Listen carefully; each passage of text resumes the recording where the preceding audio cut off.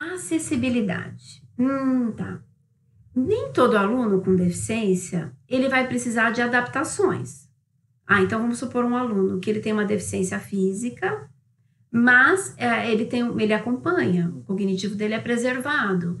Ele não precisa de adaptações, por exemplo, no conteúdo, mas ele precisa de adaptações, às vezes, no recurso.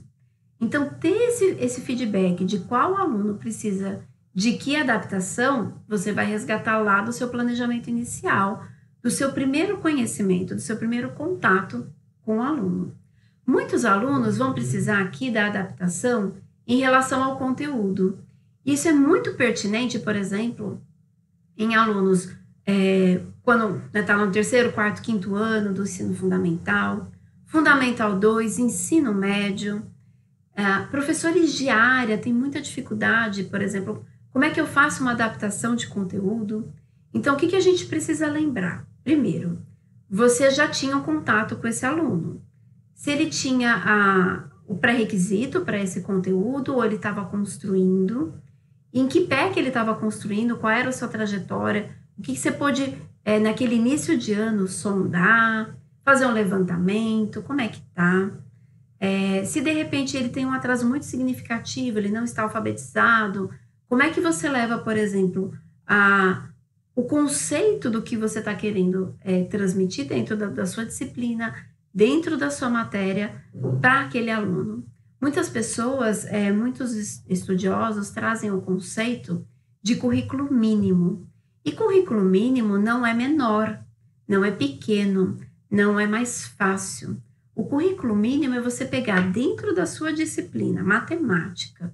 Estou lá no 8º ano do ensino fundamental e sou professora de matemática, estou com um aluno ainda em aquisição de número. O que dentro da minha disciplina é um currículo mínimo para aquele aluno dentro da condição de aprendizado dele. Eu sei que ele não deveria ter chego nessa etapa dessa forma, com essas características, mas a gente precisa lidar com essa realidade. Então, se você estiver trabalhando, de repente, o conceito de área, ele pode não trabalhar com os cálculos, mas ele consegue trabalhar com alguns conceitos, e aí são os professores de área que têm mais elementos para pensar um pouquinho nisso. Você está trabalhando lá com biologia, e de repente você tem essa questão hoje do vírus. O que é fundamental, o que é o cerne desse conteúdo que você vai passar para o seu aluno e vai pensar um pouquinho agora no recurso. Você pensou no conteúdo, não é? Agora a gente vai pensar um pouquinho no recurso. O que é recurso? Bom, eu tenho um aluno que não está alfabetizado.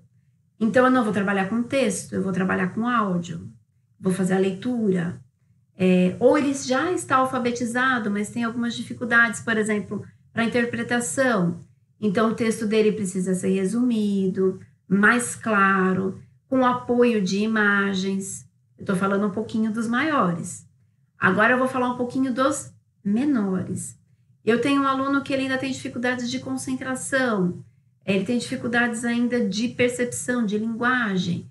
Então, eu até posso pensar na atividade de música, na atividade, por exemplo, do bate-papo, mas eu vou precisar trabalhar com ele tempo de concentração, lembra das funções executivas que a gente conversou um pouquinho? A ordenação, trabalhar essa percepção, né, do que eu vou organizar, do que eu vou priorizar. Então, às vezes, para ele, esse é o conteúdo central, certo?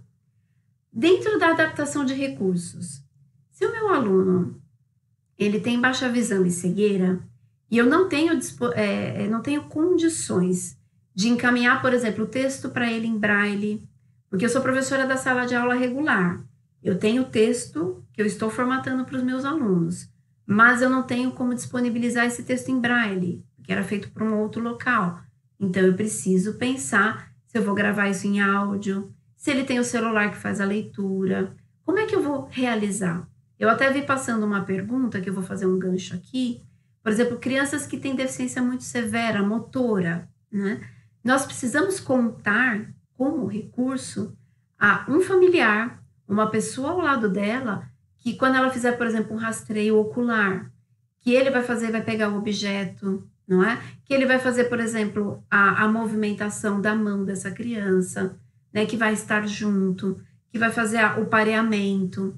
Então, nesse sentido, a família, além de mediadora, né, ela também pode ser encarada como um recurso, porque esse aluno precisa, né, é um papel fundamental, por exemplo, desse acompanhante, desse mediador. Objetivos mais diretos, não é? Então, quando a gente pensar na atividade, meu objetivo é que ele foque, que ele entenda que aquele é o momento da atividade por 10 minutos, né? Essa outra questão do tempo é importante. Nós não podemos esquecer que a família também está sobrecarregada. É melhor você priorizar, lembra que nós falamos lá no Recalculando? Priorize um tempo de qualidade com essa família, certo? Esse tempo de qualidade, né, ele vai ser muito importante. Por quê? Porque você vai conseguir trazer, né, essa importância, conseguir fazer sua atividade, dar o feedback para a família e ela vai começar a perceber, né, a ampliação e a evolução dessa criança. Às vezes tem 10, 15 minutos bem realizados é melhor do que uma aula de 50 minutos, principalmente nesse tempo.